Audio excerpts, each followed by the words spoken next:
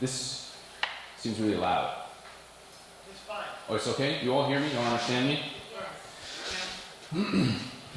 So, a lot of people are missing today because they're at camp. Camp Aurora starts today. So they're doing the annual long 6-hour drive up to New Hampshire. Or maybe it's 4 hours from here. For me it was always 6 hours. It's nice. Hopefully all the kids have a good experience. But today, you guys are all here. Thank you. And we're going to talk about identity. Right? You all know your identity as sons and daughters of God. But it goes a little bit deeper than that. You all watching the World Cup? Yeah. Good. Who's your favorite team? Cape Verde. Japan.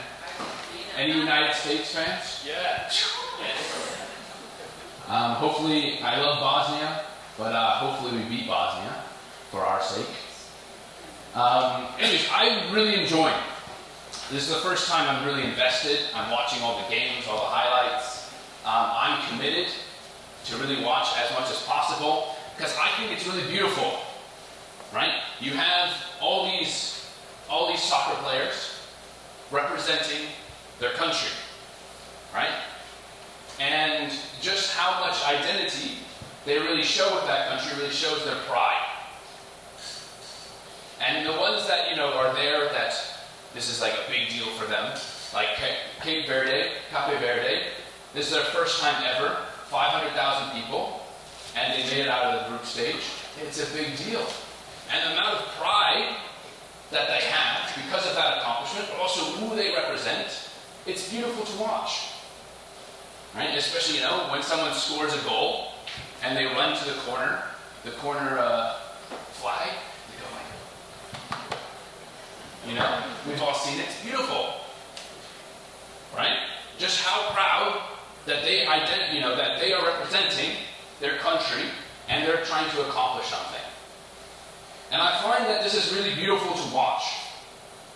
And it's beautiful to see all the countries do this. You that your parents, sons and daughters, please do not fight. To fight is to accept Satan.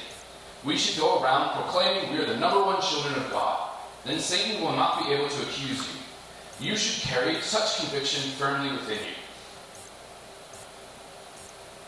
Simply put, right? We should be proud that we're children of God and feel that. And be easy to proclaim that to everyone around us. We all know this intellectually, don't we? However, truly feeling that, to where that you're really proud, that you connect to it on a deep level, is difficult to show. But I want to go a little bit deeper than that. Because it's one thing to be on a broad scale. It's one thing to identify with something that is genuinely most people can accept. What does it mean to be a unificationist? Do you identify with that? Are you proud of that? Or even deeper, a Connecticut family church member? Are you proud of that? Yeah. Are you someone that if we are victorious, we do something, we have it emblazoned on our chest, we can run to the corner flag? Right? Can we do that? Are we proud that we're part of this community? Because if we are proud, then it's easy to share, to talk about it, to identify with it, and be able to tell other people, yeah, I'm part of something. I'm part of something that means a lot to me, that I connect with, that I resonate with, that I feel is extremely valuable in my life. This is sometimes difficult to do.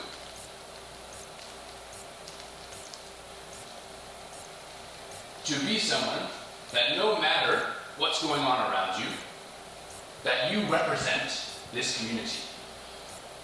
And you're willing and excited to share that with the people around you.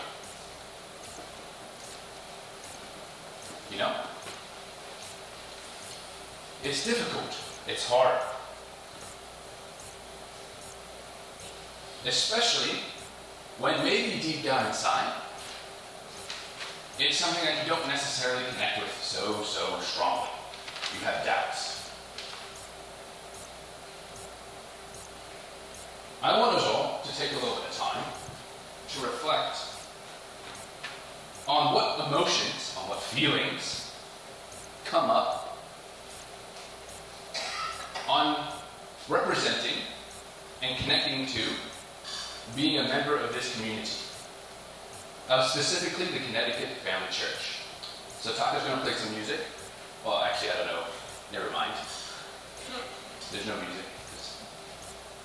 The Wi-Fi stuff works. What we do when internet stops, we fall apart.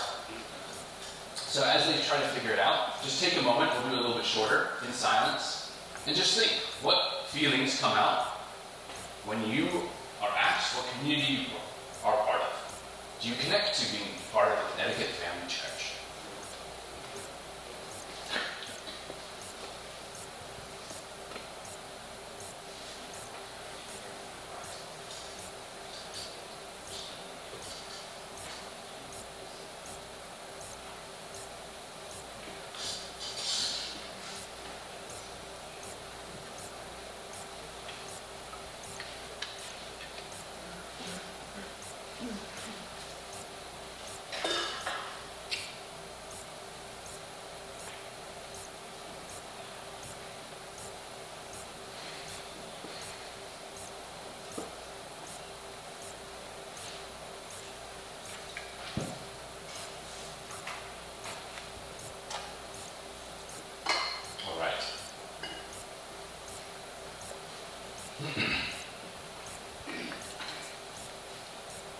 Hold on to that feeling, or that emotion, or whatever comes up for you.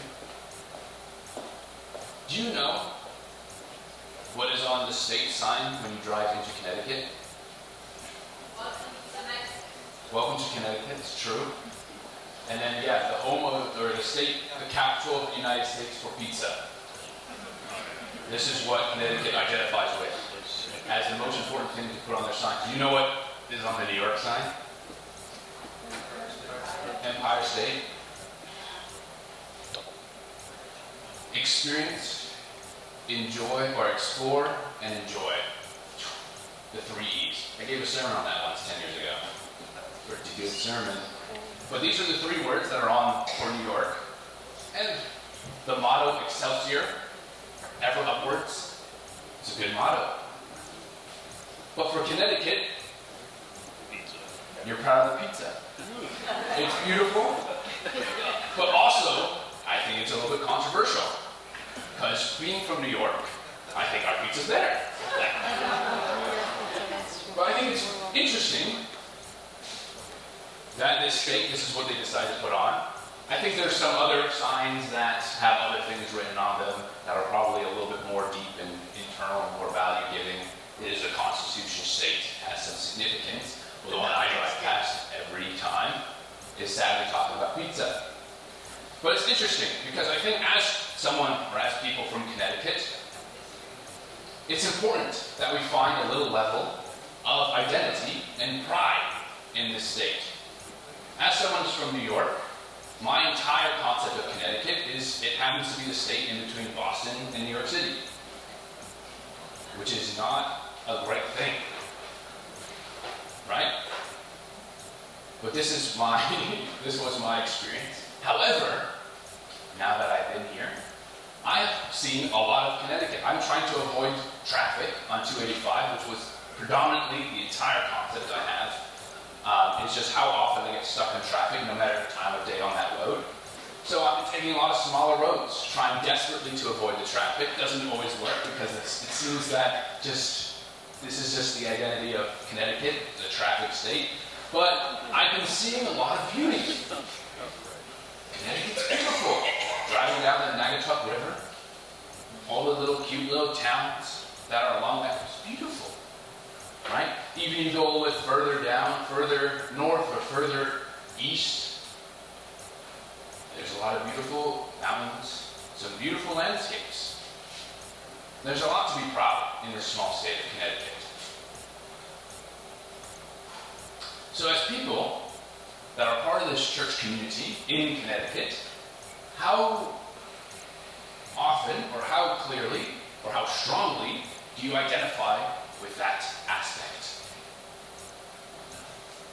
Because if you don't identify with that aspect of being someone from Connecticut or being someone that currently attends church in Connecticut, it's then difficult to be God's representatives for that place, or to be someone that really loves that community, or that state, or those people. It is one thing to say on a broad scale, we're all children of God. We all connect to that on a fundamental level, but it needs to go deeper. The more deeper and the more strongly our identity is, the more proud and the more we care. And so as people that are asked to be here in Connecticut, how strongly do we connect to that? Are we people that want to save and take care of the people of Connecticut? I'm still, can't say I really figured it out completely, still trying to really connect to that point. To identify myself as someone who wants to take care of the people here in this beautiful state, the Constitution State, where it has so much history that the entire West Coast can't comprehend. Right?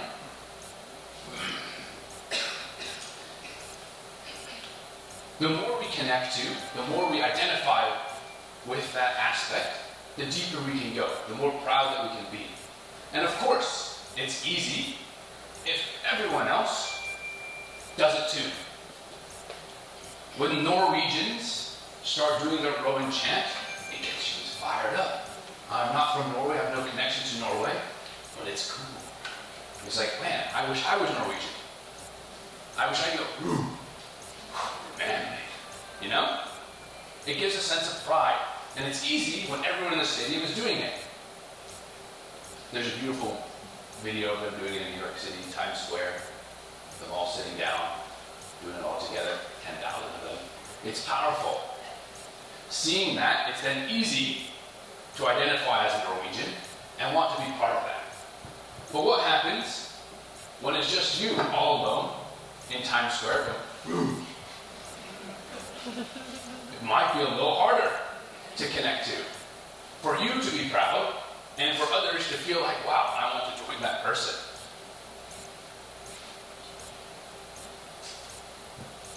Continuing, the one who strives for victory will not encounter a supportive environment. Rather, he or she will face an environment of adversity.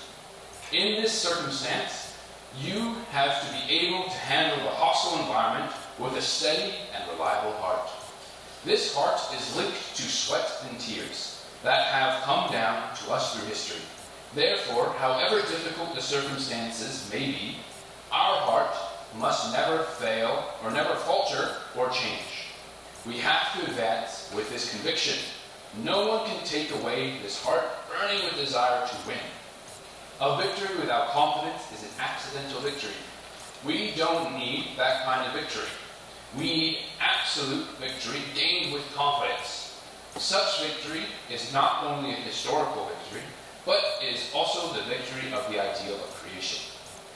You need to have a victorious heart burning with conviction. If you do not overcome ordeals, you cannot wear the crown of victory. That's wrong. You guys got all that? You all read it together? Sorry, this was on page 832. Easily said, you need to have a burning heart of victory. No matter the environment you face, you have to know with confidence what you represent, what your identity is, and be proud of that.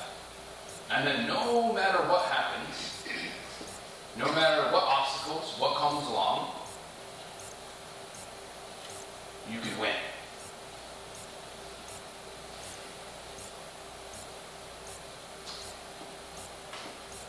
And this is something that I've been praying a lot about. Winning. But also, me being strong enough and confident enough in my identity as a child of God, as a unificationist, as a person part of this community, is how convicted am I to make something that I can really be proud of. This is something I learned a long time ago. This might be hard for all of you to imagine. At one point I was a little bit smaller, and I wasn't so cool. I was homeschooled until 7th grade. Then 8th and 9th grade I went to public school, middle and then high. And as you can imagine, being a good church member, and that's all I knew. My entire friends were all just other VCs. And then all of a sudden I was in a public school where that wasn't the case anymore. It was a shock. I was like, what do you mean you don't know who your parents are? And as you can imagine, I wasn't so up with the times. I wasn't so cool. I hadn't hit puberty yet. I was quite a bit smaller. My voice was extremely high. And I was socially awkward. Even better. And so because of that, I was easy pickings. And I was miserable. And I was like, this sucks. I don't enjoy this at all. And eventually I had to tell my parents, after my 9th grade year, I can't go back to school. I won't survive another year.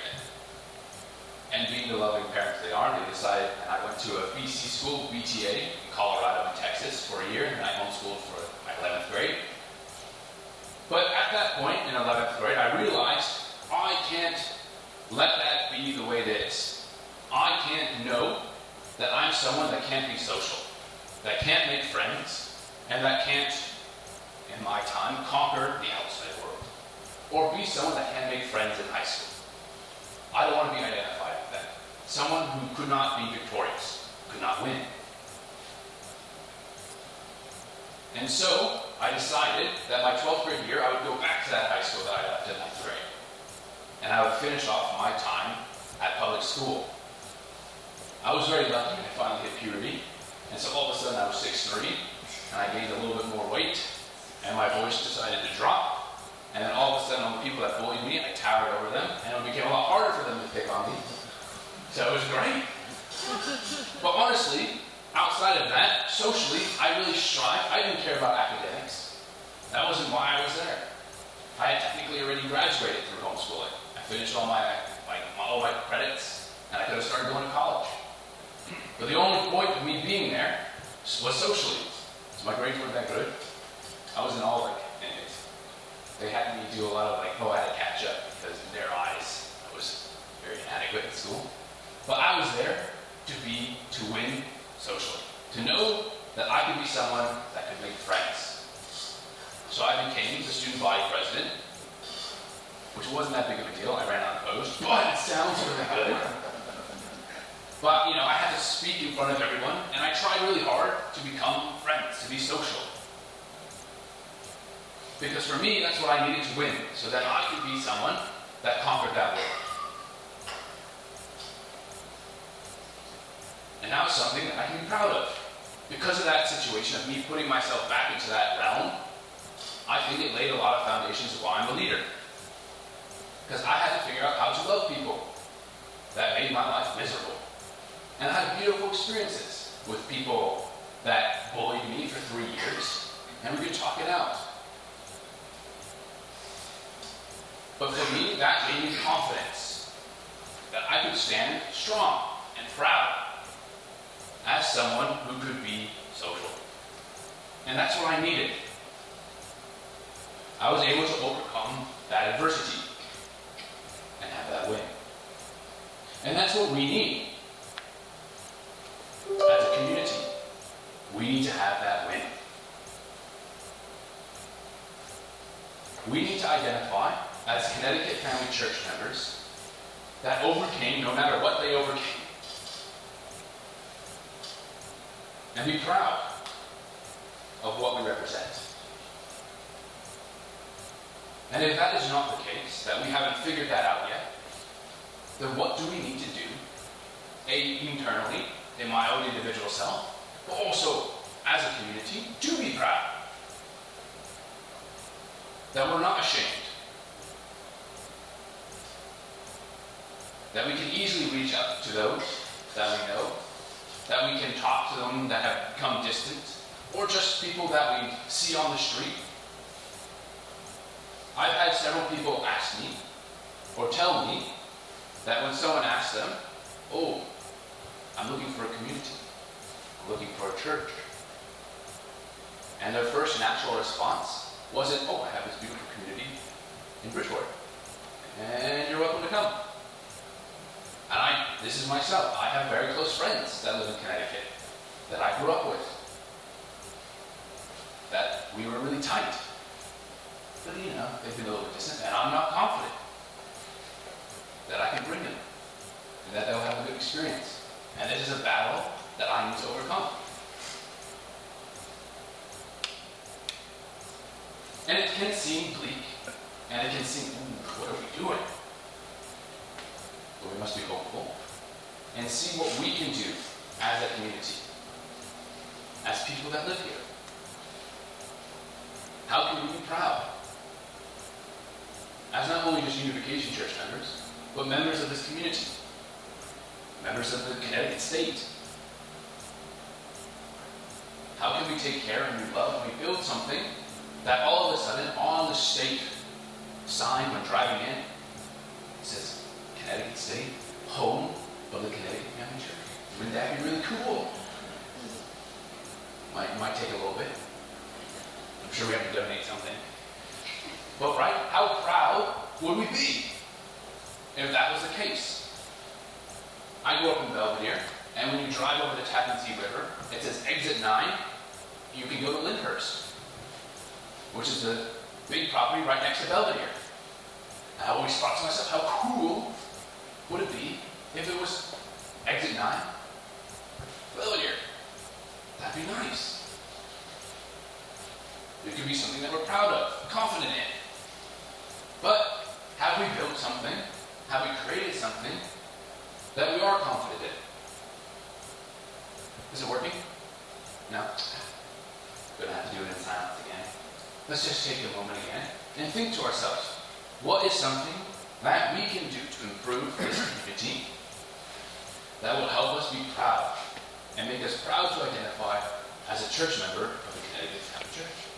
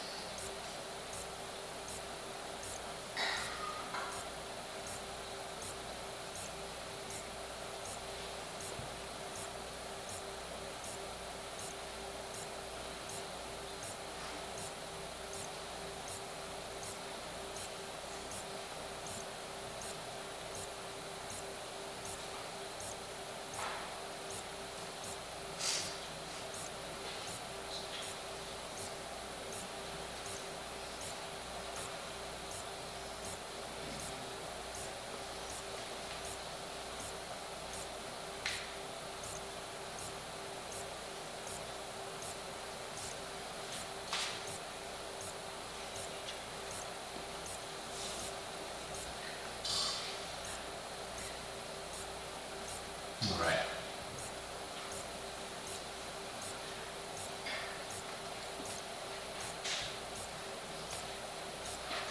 It's important for us to know what we can do as an individual, as each and every one of us. You can all hope and pray really hard that Denthew's got it, and I'm pretty cool, but it's very difficult and it will take a lot longer if I do it alone. I was talking last night with Josh Holmes in LA, great brother, and we talked about many things, but the biggest thing was how can we win for God and true parents? How can we create a community that when people join this community, it benefits their life? That it is for the good of those people, that they're excited to come to church, they're excited to be going to different events, that be part, to reach out to their brothers and sisters because they're excited to be brothers and sisters. What can we do? Throw out a lot of ideas, a lot of prayer. But it's difficult because we don't necessarily have the answer. All we know is the more that you feel and identify as a child of God, as someone that wants to love your brothers and sisters around you, then it'll be easier. And be easier to be proud of what you have. And I know as individuals, there are things that you don't necessarily like that make it hard to bring someone to church. To call your kids, your friends, and bring them to church. There's something that holds you back. But what if we overcome those things and we work together and try to figure out how we can make a community that is beneficial for all those that are part of it? And if that was something, then as all these wonderful soccer teams, we also could be really proud. That we identify that we're members of this community. We're members of this church. That we know who true parents are. That we know who God is.